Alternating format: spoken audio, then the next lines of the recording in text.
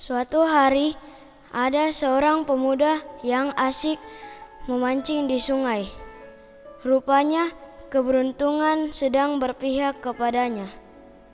Baru sebentar memancing, ia sudah mendapatkan ikan mas yang besar. Tapi, alangkah kagetnya si pemuda saat ikan itu berbicara. "Tolong, jangan makan aku. Aku bersedia menikahi denganmu," ucap ikan itu. Oh lala, tiba-tiba ikan itu berubah menjadi wanita yang cantik jelita. Ia seperti seorang putri pemuda itu pun merasa senang.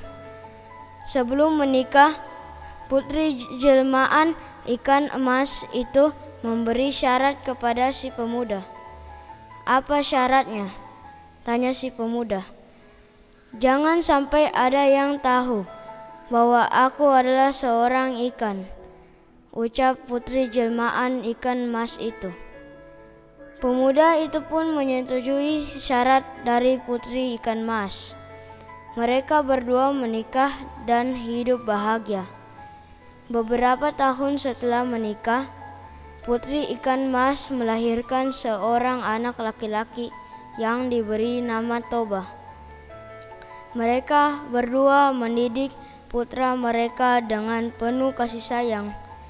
Namun sayang, anak itu tumbuh menjadi anak yang nakal. Ia selalu membuat ayahnya marah. Suatu siang yang terik, sang ayah sedang bekerja di ladang. Putri ikan mas sudah memasak banyak makanan. Ia pun meminta anaknya untuk mengantar makanan itu ke ladang. "Baiklah ibu, aku akan mengantar makanan," jawab sang anak. Di tengah perjalanan, perut sang anak berbunyi keroncongan. Ia pun melirik ke rantang yang dibawanya. "Ah, aku saja yang memakan makanan ini," ucap sang anak. Oh lala, sang anak menghabiskan makanan untuk ayahnya tanpa sisa. Kemudian ia mengantarkan rantang kosong itu ke ladang. Di ladang terlihat sang ayah kelelahan. Keringat mengucur di dahinya. Perutnya pun terasa kosong karena seharian belum makan.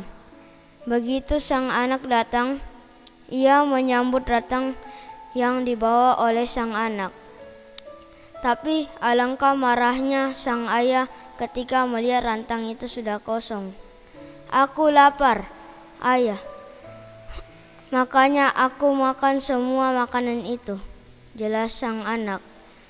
Sang ayah menjadi amat murka. Ia pun lupa dengan janjinya. "Dasar kau anak ikan. Aku bekerja banting tulang untuk menghidupimu. Tapi begini balasanmu," bentak sang ayah. Mendengar amarah sang ayah, sang anak merasa sedih.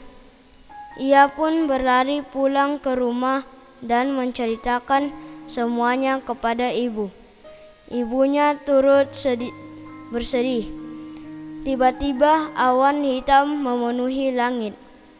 Hujan deras disertai petir pun turun.